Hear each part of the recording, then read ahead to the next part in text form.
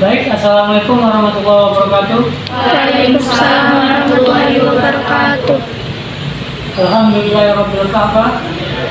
Itu berarti umatnya amma. Wassalatu wassalamu ala Rasulillah. La haula wala quwata illa billah.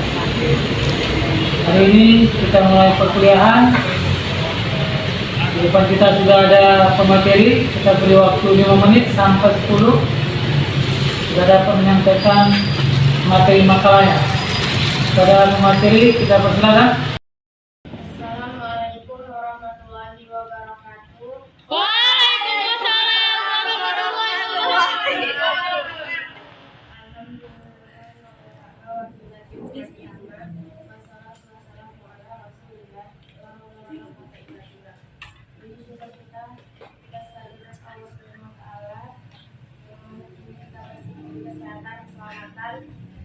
Dan dapat hadir di kampus ini.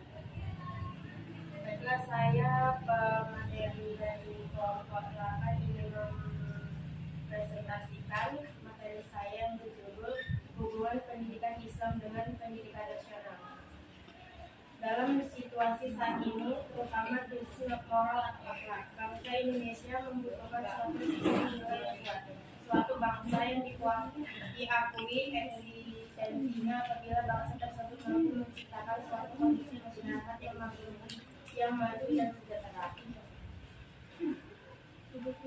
Islam sebagai agama mayoritas di Indonesia harus memainkan peran dan pembentukan akhlak masyarakat Indonesia atau akhlak umat Islam.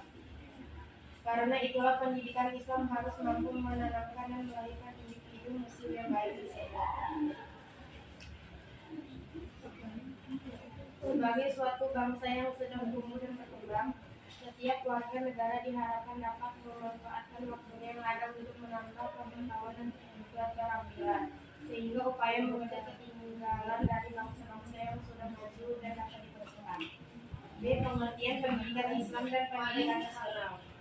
Pendidikan Islam menurut bahasa, maka kita harus melihat kepada kata Arab karena ajaran Islam itu diturunkan dalam bahasa tersebut. Kata pendidikan yang mampu umum kita gunakan sekarang dalam bahasa Arabnya adalah tarbiyah. Dengan kata kerja rabbah, kata pengajaran dalam bahasa Arabnya adalah ta'lim. Dengan kata kerjanya alamat. Pendidikan dan pengajaran dalam bahasa Arabnya tarbiyah wa ta'lim. Sedangkan pendidikan Islam dalam bahasa Arabnya adalah tarbiyah Islamiyah.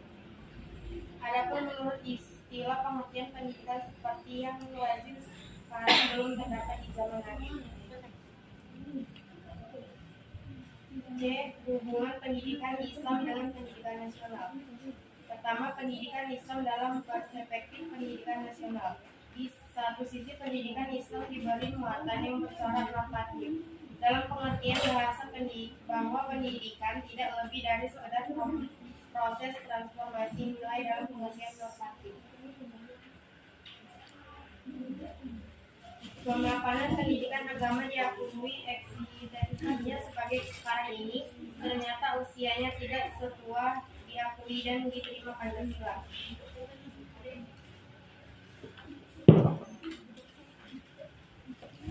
Pendidikan nasional sedikitnya menjalankan fungsi A. Transmisi kultural, pengetahuan sikap nilai dan norma.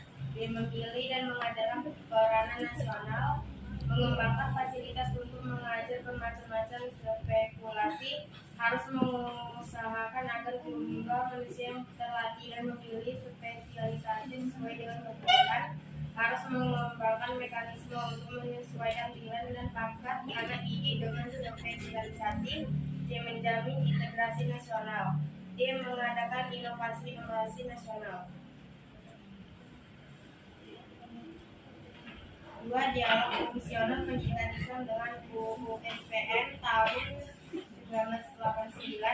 Sejak berlakunya UU SPN 1989, seluruh sistem pendidikan dituntut untuk menempatkan diri sebagai subsistem daripada pendidikan nasional. Karena itu, sebagai upaya mencari peluang penempatan pengembangan sistem pendidikan Islam secara integralistik terhadap sistem pendidikan nasional, perlu mengkaji kerangka pemikiran Konfusius.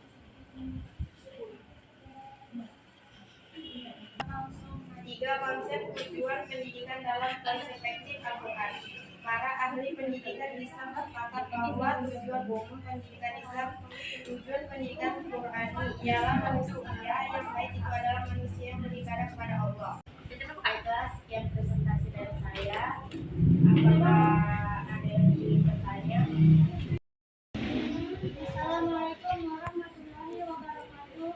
Waalaikumsalam. Saya Farah Farisa ingin bertanya dari kelompok 4. Bagaimana peranan lembaga pendidikan Islam terhadap pendidikan Islam di Indonesia?